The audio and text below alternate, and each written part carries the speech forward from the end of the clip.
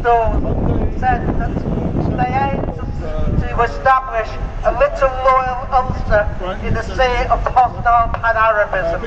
It was the same story in Palestine as it was in Ireland, of course, and it's no accident that the most supportive nation in Europe today of the Palestinians are the Irish, because they know above all what colonial occupation is like. And in fact, when the black and tans had finished their work in Ireland, and they were thugs par extraordinaire, they were transported to Palestine to carry out exactly the same work. Now, in war, the first casualty, they say, is the truth, and that is especially true today. Iran does not have a nuclear weapon. Even Tulsi Gabbard, Trump's director of intelligence, says that. What this is about is the right of Israel to dominate the region.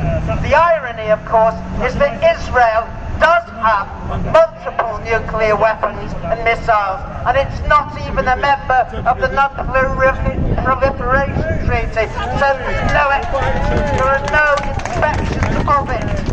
And what it is about is America's attack dog remaining immune. But I have to say, Israel had to call in Trump because it was getting the losing end of the battle with Iran.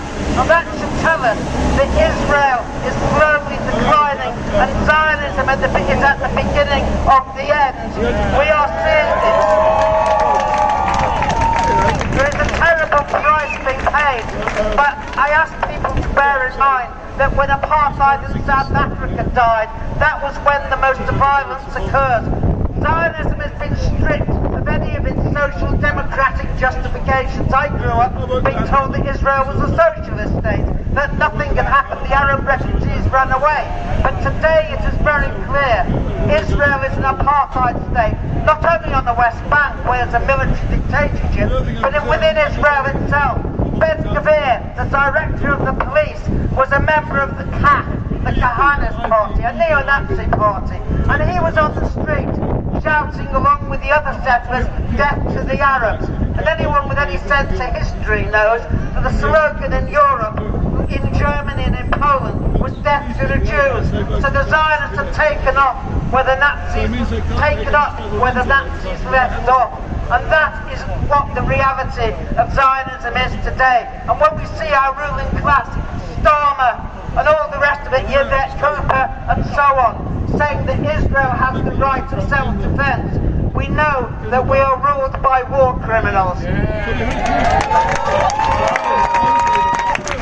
The death of thousands of children in Gaza, the starving of children and the people of Gaza, reminds me of the Nazi policy of death by hunger, of the Jewish ghettos in Poland.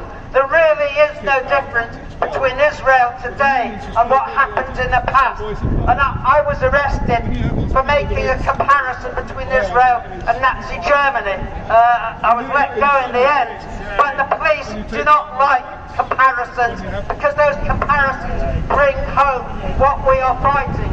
And Palestine action has been prescribed, or will be prescribed, not out of strength, but out of weakness. They are trying to close down free speech on Palestine. And I have to say, as someone who's got a 9-month suspended sentence for action with Palestine action, we will not be silenced.